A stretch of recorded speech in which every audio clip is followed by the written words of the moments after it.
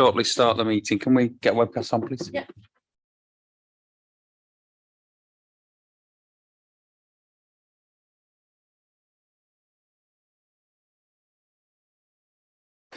Good morning, everybody, and welcome to this Licensing Committee meeting. My name is Councillor James Gibson. I'm the Chair of the Licensing Committee. I'd like to remind everybody that today's meeting is being live streamed on the webcast so that the public can observe the meeting. And if we can go around now, please, and I'll invite members to introduce themselves. If we go from the left. Good morning, Councillor Lisa Martin from Roundhay Ward. Good morning, Isaac Wilson, Councillor for Wheatwood Ward. Good morning, Councillor Sharon Hamilton, Meanwood and Moortown Ward. Good morning, Councillor Al Garthwaite, Headingley and Hyde Park Ward. Good morning, Alice Smart, Councillor for Armley Ward.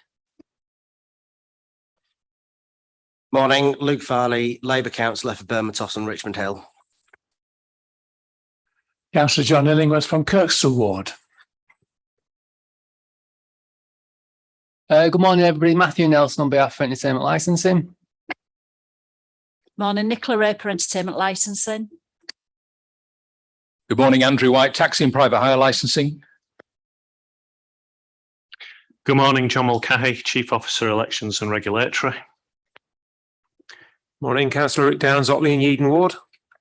Good morning, Councillor Anne Forsyth, Farnham and Wortley Ward. Good morning, Councillor Linda Richards from Wetherby Ward. Good morning, Councillor Neil Buckley from Old Woodley Ward. Morning, Billy Flynn, Councillor for Adler Wharfdale Ward. Good morning, I'm Helen Gray, I'm the clerk for the committee. Good morning, Robert Brown, Legal Services. Very much, everybody. If we can ask the clerk now to go through the first few items on the. Thank you, Chair. Under agenda item 1, there are no appeals against refusal of inspection of documents. Under agenda item 2, there's no exempt information contained in the agenda. Agenda item 3, we have no late items added to the agenda. Agenda item 4, could I ask members to make any declarations of interest that they may have at this point? I can't see any, so there are none, thank you. And just under agenda item 5, can I note Councillor Hutchison's apologies for today, please? Thank you.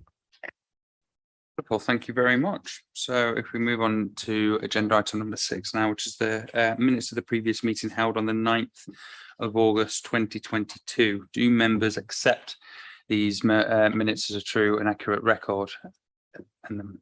Yes, I accept. Yes, thank you very much. And are there any matters arising? Yes, Councillor Garthwaite. Yes, in terms of the Leeds Festival, we'll all have read the reports of various tragic or disturbing things that happened. And I just wanted to check that we're going to be discussing and evaluating the whole situation at a future meeting when there's been a chance to get all the facts straight and we can have appropriate representation of the relevant bodies and stakeholders. I'll just update the committee very quickly. I mean, first thing to say is on behalf of the committee that our thoughts are with David Cellino's friends and family at this tragic time. As an update for the committee, Councillor Cooper and myself met with officers and partner agencies yesterday to discuss some of the issues that arose from Leeds Festival. What was clear from that meeting is that there was still evidence being gathered from partner agencies. We agreed that we'll look to the SARG report, so that's the Safety Advisory Group report, for more information, and from there we'll make a decision about how we're going to progress. There are various options, but obviously the licensing committee will need to be involved in how we look at improving what was a difficult Leeds Festival this year. Okay, so we shall move on now to agenda item number 7, which is taxi and private hire licensing, review of policies and conditions. And could I invite officers, please, from taxi and private hire licensing section to introduce the item? I assume that all the members have read the report, but yes, if we can have a summary from taxi and private hire, please. Thank you, Chair. Good morning, everybody. So this is the first of a number of policy reviews that we plan to carry out over the next 2 or 3 years. The council has got in excess of 20 different policies and conditions and sort of supporting documents. And this very brief report, together with a brief terms of reference, is really designed to prompt some discussion, some prioritisation, and prompt some interest from members to play a role in terms of the working groups at the sort of exploring options, consultation, and then final version of recommended policies. For those members who weren't on licensing committee when we outlined the themes of policy reviews, I'll draw your attention to that. So it's on page 12, it's paragraph 2 on page 12 of your bundle. And I'll just go through the 6 areas. So we've got a vehicle policy review, and I've highlighted that, including reviewing CCTV and vehicles, that we actually completed an awful lot of the work before COVID and lockdown. Secondly, private hire operator policy review. Thirdly, decision-making review. Fourthly, driver policy review. 5th, compliance and enforcement review. And 6th, gathering and sharing information review. And those correspond to different chapters of the single licensing policy, where I'm aware that because we've got lots and lots of different policy documents, it's quite hard sometimes for people to see the wood for the trees. So we'll return to updating, reviewing a single licensing policy, and we'll see the other specific policies and conditions documents as supporting the main single licensing policy. So at the most recent licensing committee, where we discussed prioritization, and then at various trade meetings, we haven't really done a lot of stakeholder engagement in terms of what the stakeholders would like to see do first, but there was a very strong push for vehicle conditions to be reviewed first. And I think that makes sense in terms of things like the cost of living, the dilemmas around replacing, updating vehicles, some of the questions we've had around the impact of COVID and either on the standard of vehicles or the way in which the council has continued to inspect vehicles. It also touches on the discussions that we've had around risk and whether our vehicle conditions really address risk, or whether in some cases people see that they go too far or they address the wrong area. So for the council, I think it makes sense to talk about vehicles and vehicle conditions first. Doesn't mean that when we're discussing vehicle conditions, we might not touch on other areas as well, but the aim then will be to focus on the vehicle conditions, policies, recommendations, which might include the areas of other policies, for example, for private hire operators, or for example, for other policy areas that we would want to look at as well. So section 3, paragraph 3 just outlines as a suggestion for 4 working groups, each to have an exploration phase, options appraisal phase, consultation phase, and then sort of fine-tuning implementation phase. And we suggested 4 policy themes within that vehicle conditions themes: hackney carriage vehicles, private hire vehicles, non-standard vehicles, either larger vehicles or very small vehicles, executives. The statutory guidance talks about stretch limousines, which the council's not had a policy for, so it would feel like an omission on our part, and I think we would want to address that, but that might be linked to executive private hires. Novelty vehicles, there is 1 novelty vehicle in Leeds, but we've also had applications from people to have a hackney carriage or a private hire vehicle that is towed by a bicycle. Now that's called a pedicab. And again, in the past we've refused, and we've said we would deal with that under any future vehicle conditions review, and this would seem to be the correct point to do that. And then finally, equipment and adaptations to vehicles, and that would include, but not limited, screens that initially were for safety, but now we feel that there is almost as much for reducing COVID transmission, CCTV in vehicles, advertising, but that might also be other aids, equipment, adaptations as well, things like telemetry, things like technology in vehicles. So they're the 4 broad themes.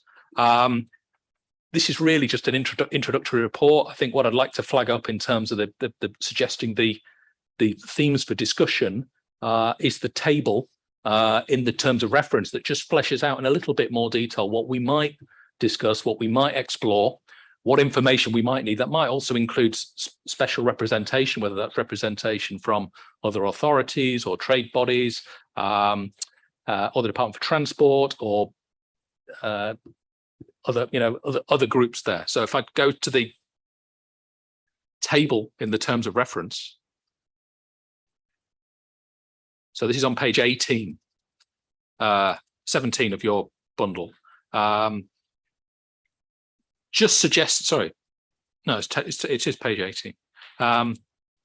Just that I've suggested there a number of themes that's not exhaustive, but it's designed to have a discussion about what we would focus on, including things like age limits, inspection regime.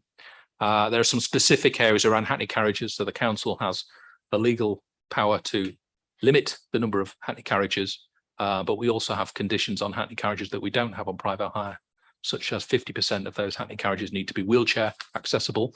That's a particular challenge now for hackney carriage owners, but also for passengers as well. I think particularly we get a stream of complaints from people saying, I'm a wheelchair user and I find it very hard to get a hackney carriage. And that touches really on things like the types of vehicles approved.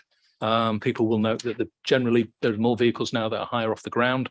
That might mean they're easier to get into for some people, but it might mean the risk of slipping and falling out is worse. So we've got at the moment we've got a limit that says vehicles that are particularly high off the ground wouldn't be licensed, and yet they're very good for things like hybrid.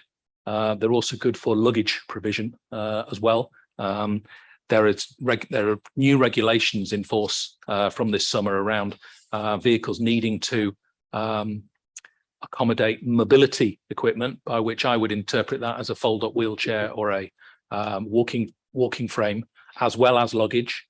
So maybe larger vehicles that are higher off the ground might be better able to do that, and we would look at those areas as well.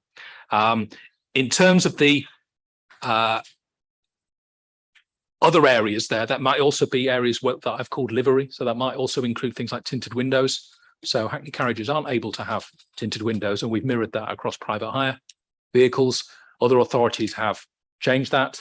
There is a line in the Department for Transport best practice guidance that is definitely not finalised and issued yet, but in terms of the consultation, to say that authorities should look at tolerating, allowing tinted windows, but may consider other measures as well, like CCTV in vehicles, to address risk, primarily for passengers, but we also know drivers are generally supportive of CCTV.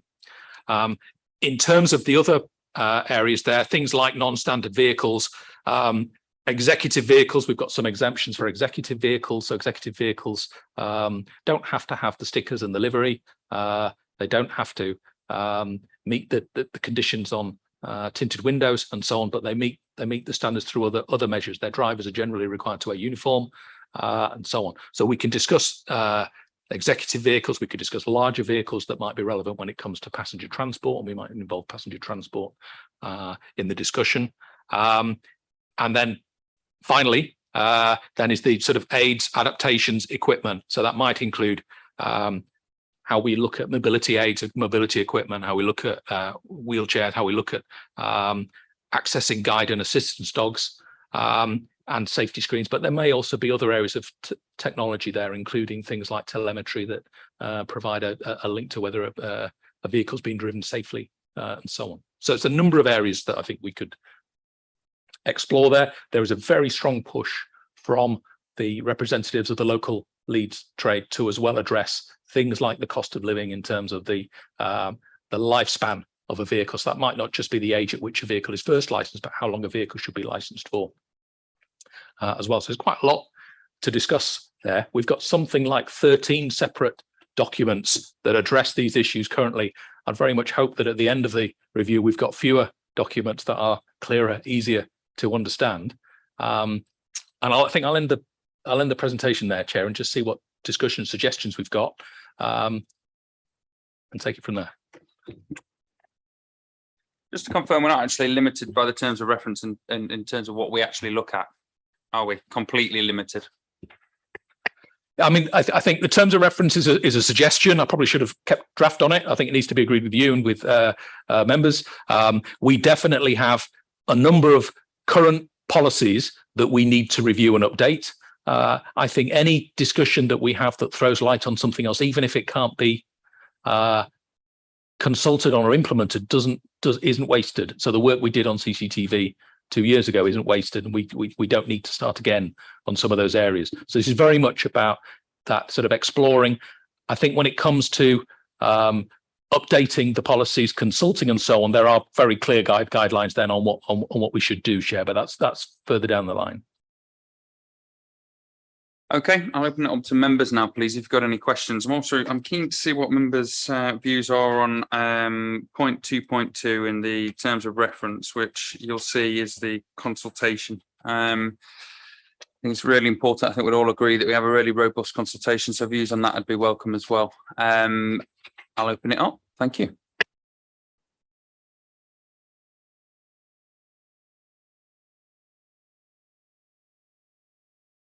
Councillor Martin, thank you. Thank you. Yes, could the officer just give some idea about how the open day and the site visits will be organised and who will be invited and etc. Thank you. Yeah, I mean, I think in terms of open day or open days, one of the things that I think that we would want to do is to get new types of vehicles. So one of the things that we've done during 2022, as things generally unlock, is to go to trade shows, to go to trade exhibitions, to look at new types of vehicles. The council has got a particular process for approving certain vehicles, certainly for process for approving wheelchair accessible vehicles. And one of the things we'd like to do is to get those vehicles in front of members of licensing committee, in front of trade representatives, but also in terms of passenger groups. So we've got a particular commitment to engaging with Leeds Access Committee as well. So we would then look at specifically, maybe starting with hackney carriage vehicles, hackney carriage wheelchair accessible vehicles, looking at types of vehicles and saying, let's get those vehicles in front of you, but as well as showing exactly what our officers do when it comes to licensing and inspecting a vehicle. It's not the same as an MOT. It does go into more detail. We have got a pass, question mark, or fail approach to vehicles that we've put a lot of work into over the last couple of years. So that outline of an away day or open day there, I think would be useful. I think the site visits may be most useful going to other authorities or further trade shows to see what other authorities do. And it may well be there that it's something that's seen as being useful for, if you like, the members of the working group, licensing committee members, to do that together rather than just hold things in Leeds. So it may be something that we actually say it would be worthwhile to go and visit somewhere that's seen as being very strong practice on this area. Please. Thank you. Yes, I sort of was imagining that we would also include site visits to the place in Leeds where people take their taxis and what type of things happen there, so that, because I've received a lot of correspondence about this, and it would be good to go there as part of this consultation process to understand some of the issues. Sorry, that's what I mean by an open day. An open day would be something that the council provides, so taxi licensing. That's the open day. So that's yes, I think you're talking about that as a site visit. I'm calling it an open day. It's the same thing. We'd want to show people what we do. Maybe take a video as well, so we could post some of the video or some of the excerpts on the website as well around what we do, so that if we can't get lots of people there, we can refer back to it.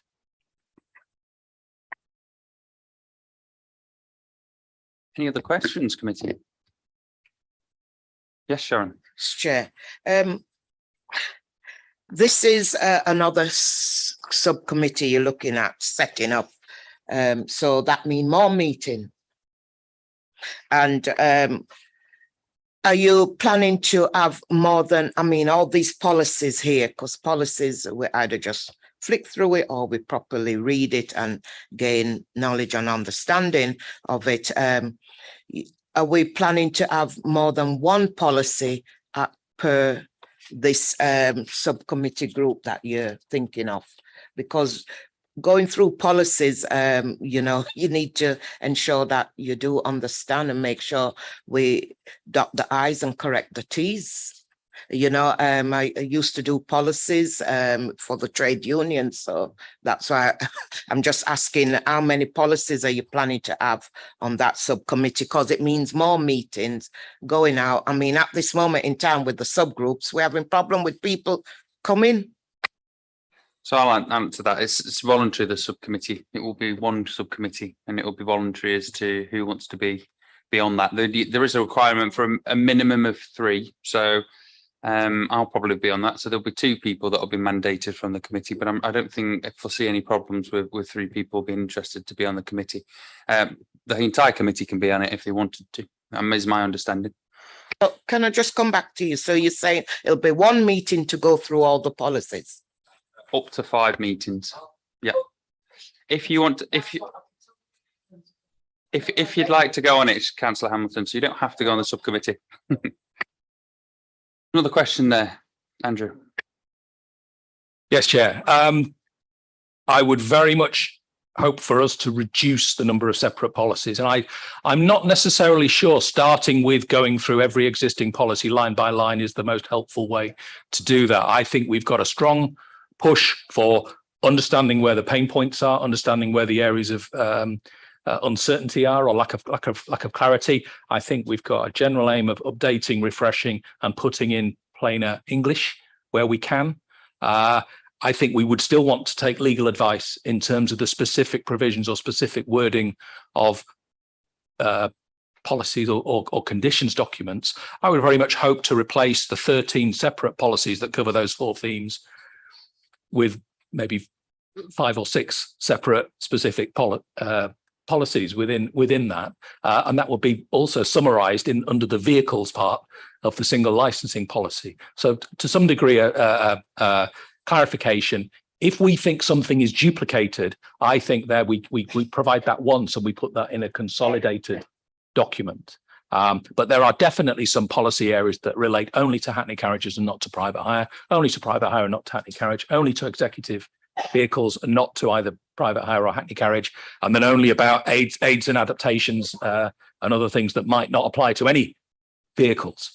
So it's something where I think we can clarify that, but the aim is not to put everybody reading through all 13 appendices and saying, tell us what you think we should change. It's more of it is to have that exploration stage and that discussion, remembering to make sure the local trade has a voice, that members have a voice, that officers can talk about what's not working, but also we're giving passenger groups, commissioners of transport a say as well. And that was something that actually we did very well in terms of the suitability consultation, and very much want to carry that out. We managed to get 800 responses from people who are not members of the taxi and private hire licensing trade. So it's something where I think we want to focus on the bigger issues rather than go through in fine detail the wording of every single policy. That doesn't mean then we wouldn't need to rewrite the policies, but I'd very much hope that we can simplify and reduce the number of separate documents that we've got.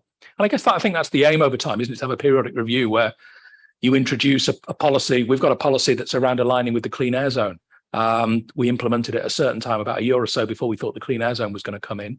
That was very timely at the time, but we now don't have a clean air zone, so we can align that more with the mainstream vehicle policy. So I think it would seem timely to do that, but the aim is not to have people spend all their time reading exactly what the policy says. Thank you, Andrew. If I could bring in Councillor Forsyth now, please. Oh, right, thank you. You referenced the non-standard vehicles. You made reference to a particular sort of novelty vehicle. I just wondered whether the consideration for rickshaws might be taken at this point as well, now that much more of the city centre is now going to be pedestrianised.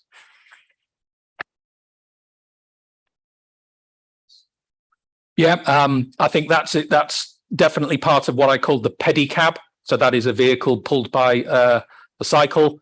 We would certainly need to change the vehicle condition because the vehicles talk about motors or engines or things like that. And there'd be a question mark about whether those vehicles could be used for hire or whether they would go use a pre-planned route and therefore people could hop on or hop off, which is a variation that we've seen in some places. For example, in London, it's used in Hyde Park, London Zoo or elsewhere. It's exactly that sort of thing, I think, around non-standard type vehicles. I think the council has always been quite wary of issuing licenses to vehicles pulled by cycle. But I think you know, the city's changed, the layouts changed, but that may be limited to a specific geography, for example, and that might be where we need to hear from other cities that have done something different. A question, Councillor Forsyth. I thought it was pertinent given the changing character of the city and the climate emergency as well. So thanks for arranging that. Councillor Flynn. Thanks very much indeed. A couple of things on the, given the huge opposition that we've seen over the last couple of years to the convictions element of the driver policy, it's essential we get the consultation and communications right this time from the start. I was just looking at the recommendations on page 19 of the representatives of the working party. You've mentioned reps of passenger and stakeholder. I'm just wondering how on earth you're going to select 3 people, or a maximum of 3 people, or minimum of 3 people of the hundreds of thousands of passengers, stakeholders who actually use taxis. Private hire outnumber Hackney carriage vehicles and drivers by a considerable number. Will the representation or the representations for those 2 groups of the trade be truly representative? There doesn't appear to be any trade union representation on the suggestions. And how will all this fit into the harmonisation project? Andrew, please. Okay. I think in terms of people representing passenger stakeholders, the people we've already made contact with, passenger transport, access committee, focusing on disabled people, and maybe a group something like Leeds Older People's Forum, and so on. We also made contact with school governors. We made contact with people around children using such vehicles. It may well be when we come further down the line, those people are focused rather more on some areas of the working group or some meetings rather than others. And it may well be we're talking about specific, focusing on specific vehicles. So, for example, if we're talking about passenger transport, they're only focused on the non-standard vehicles, the minibus-sized vehicles. So that might be one way of doing that. I think to some degree, I'd love to have that degree of enthusiasm and feedback and say we're going to need to organise the working groups in a different way because of the response that we've got.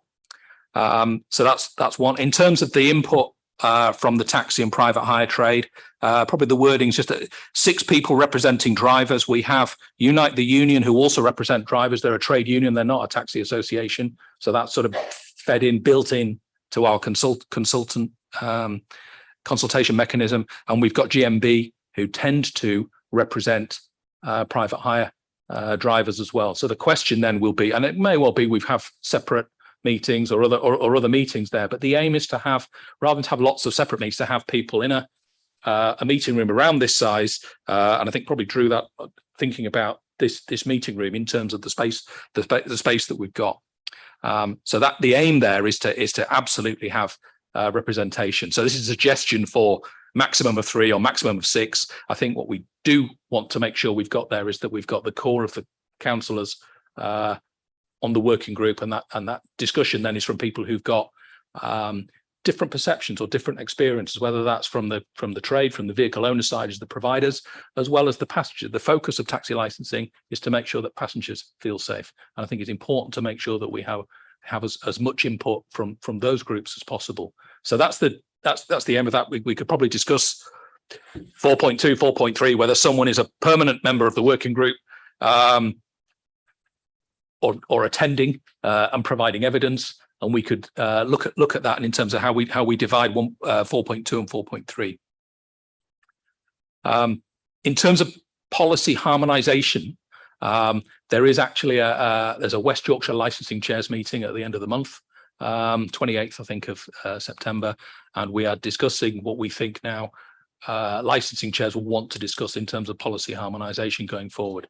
And I think there's still an appetite to talk about common minimum standards across West Yorkshire, and we'll have that discussion there. And I think particularly it'd be really important to get that level of discussion with the licensing chairs across the sub-region to look at their appetite for discussing these issues, and where we can ironing out areas that we think don't add to public safety, but also evening up where we think they do add to public safety.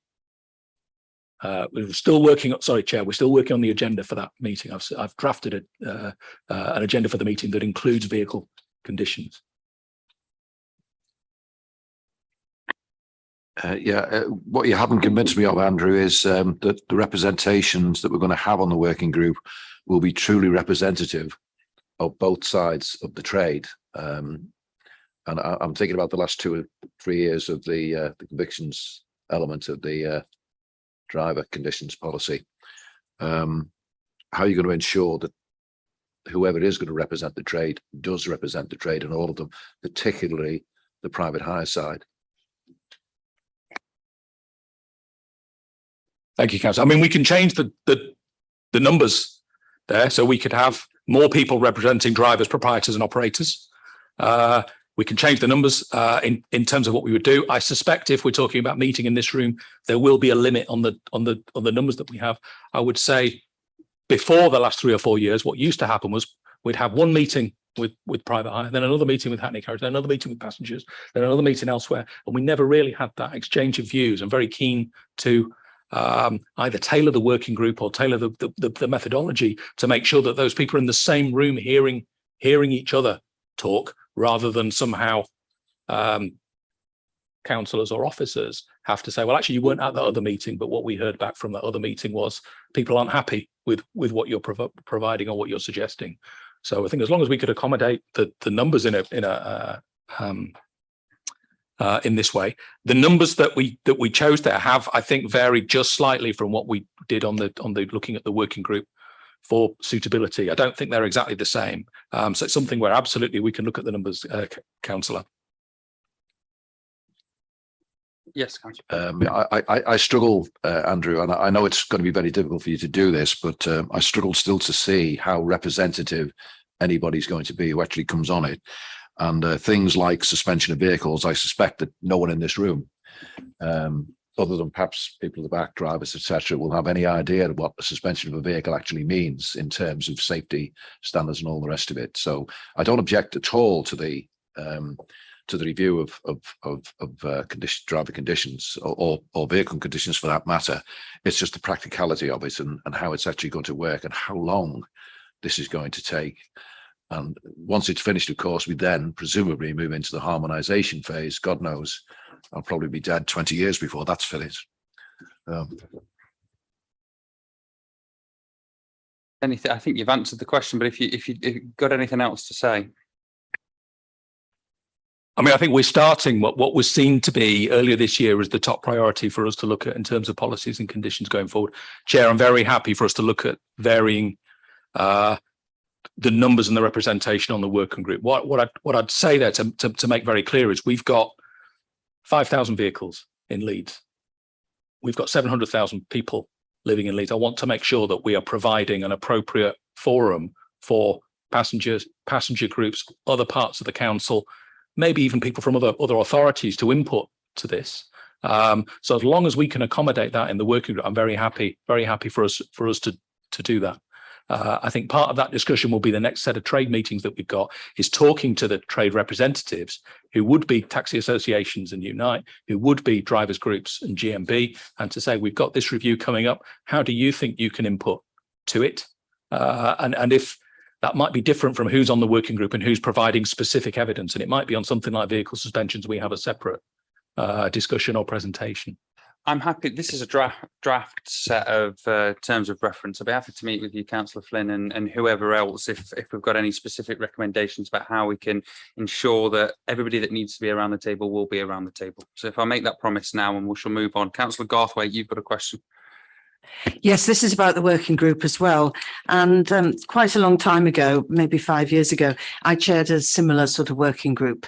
And I found it quite complex in that the representatives from different representatives tended to be different people who came each time, and they would perhaps disagree with what had originally been decided at the previous meeting, which took an awful lot of time.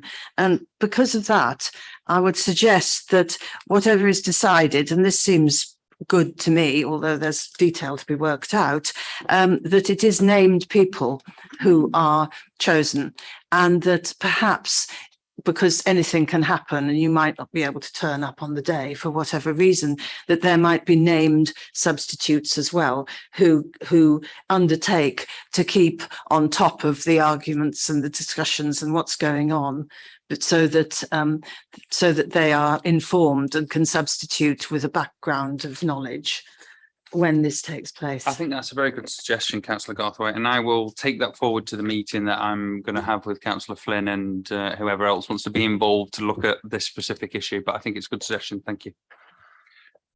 Anybody else, please? Yes, Councillor Downs. Just one brief comment. You mentioned that it may require more people than this room's capacity. And I would suggest if that is the case, we should find another room such as the council chamber for the discussion to take place. I don't think the availability of a room should preclude full discussion. Thank you.